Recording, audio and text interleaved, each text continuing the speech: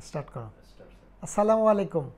আজকে আমি কথা বলবো কিভাবে আকর্ষণীয় ব্যক্তিত্ব ধারণ করা যায়।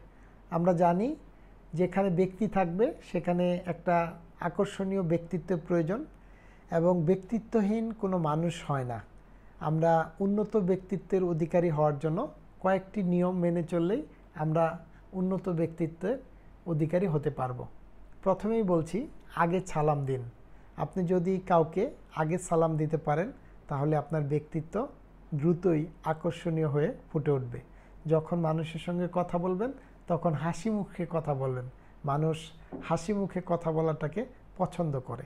কাউকে কোনো কিছু অনুরোধ করলে তাহলে তার সঙ্গে সবিনয়ে অনুরোধ করার চেষ্টা করেন।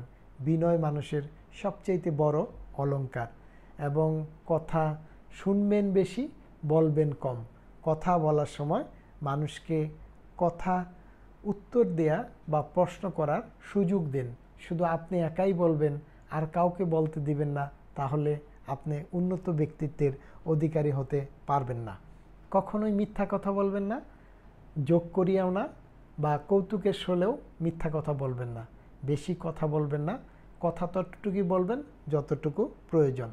যদি আপনার কোনো কাজের দ্বারা ভুল হয়ে যায় তাহলে কোনো রকম দেরি করা ছাড়াই আপনি ক্ষমা চেয়ে নিন, কারণ ক্ষমা মানুষকে মহৎ করে। এবং মানুষের সঙ্গে যখন কথা বলবেন তখন তার চোখে চোখ রেখে কথা বলার চেষ্টা করবেন। অকারণে হাসি তামাশা বা অট্টহাসি দিবেন না। আপনি যদি নিজেকে ব্যক্তিত্বহীন হিসাবে উপস্থাপন করতে চান তাহলে হাসি তামাশা বেশি করবেন। ধীরে ধীরে কথা বলুন এবং গুছিয়ে কথা বলুন, এবং আগে মানুষের প্রশ্ন শুনুন, তারপর প্রশ্নের জবাব দেওয়ার চেষ্টা করুন। কখনোই বিতর্কিত কোনো বিষয় নিয়ে কথা বলবেন না এবং কারো সঙ্গে বিতর্কে জড়ানোর চেষ্টা করবেন না।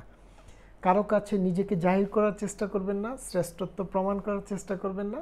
অধিকাংশ সময়ই মানুষ ছেড়ে দিয়ে জিতে যেতে চায়। আপনি ছেড়ে দিয়ে জিতে যাইতে চাইবেন। যদি আপনি কোনো বিষয়ে নিয়ে একাট্টা থাকেন, নমনীয় আচরণ না করেন, তাহলে অপর মানুষ আপনার উপর ক্ষেপে যাবে। আপনি রাগ দেখাবেন না, কারণ কোয়ান্টাম মেথডে একটা কথা আছে, রেগে গেলেন তো হেরে গেলেন। ধৈর্য নিয়ে মানুষের কথা শোনার চেষ্টা করবেন এবং নিজের রাগকে সংবরণ করার চেষ্টা করবেন। আপনি যদি রেগেও যান তাহলে কখনোই কাউকে বুঝতে দিবেন না যে আপনি এই বিষয়টিতে রাগছেন, এবং মানুষকে ধন্যবাদ দিবেন, মানুষকে কৃতজ্ঞতা জানাবেন। মিটিংয়ে যখন কথা বলবেন ফ্লোর নিয়ে কথা বলার চেষ্টা করবেন। ছোট বড় সকলকে তার প্রাপ্য সম্মান দেন। মানুষকে প্রশংসা করতে শিখুন, মানুষকে ভালোবাসতে শিখুন এবং মানুষকে সম্মান করতে শিখুন। তাহলেই দেখবেন যে আপনার প্রতি মানুষের আকর্ষণ ক্ষমতা বেড়ে যাবে। কাউকে কোনো প্রতিশ্রুতি দিলে সেটা রাখার চেষ্টা করবেন। কমিটমেন্ট খুব ইম্পর্টেন্ট, এবং আপনার চরিত্রের সবচেয়ে গুরুত্বপূর্ণ অংশ হচ্ছে কমিটমেন্ট।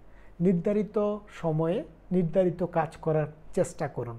কখনোই আজকের কাজ কালকের জন্য ফেলে রাখবেন না।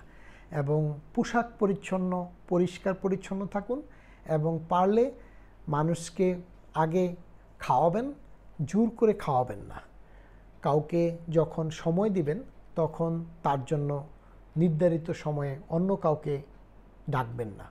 এবং যখন মানুষের সঙ্গে কথা বলছেন তখন পরিপাটি থাকুন, ধৈর্য নিয়ে মানুষকে গুরুত্ব নিয়ে তার সাথে কথা বলার চেষ্টা করুন। এবং আপনার যে চরিত্র, আপনার যে নৈতিকতা, আপনার যে ধর্মীয় মূল্যবোধ, সেগুলোকে সংযত এবং সমুন্নত রাখার চেষ্টা করুন। প্রার্থনা এবং সেজদায় সবসময় আল্লাহ তাআলার কাছে শুকরিয়া জ্ঞাপন করুন। আপনার দুঃখ কষ্ট একান্তই আপনার যত দুঃখ কষ্ট বেদনা আছে সব কিছু আল্লাহকে জানান। অপরকে দুঃখ কষ্টের কথা জানালে খুব বেশি কাজে আসবে না। আপনার আচার ব্যবহার এবং বিনয় শুভ্রতা নম্রতা দিয়ে আপনি মানুষের মন জয় করার চেষ্টা করুন। আপনি এই পৃথিবীতে তখনই সার্থক যখন যেদিন তুমি এসেছিলে ভবে, কেঁদেছিলে তুমি, হেসেছিল সবে। এমন জীবন করহে গঠন, মরণে হাসিবে তুমি, কাঁদিবে ভুবন। এমন একটা ব্যক্তিত্ব আমরা চাই। সবাই ভালো থাকবেন, ভালো রাখবেন। আসসালামু আলাইকুম।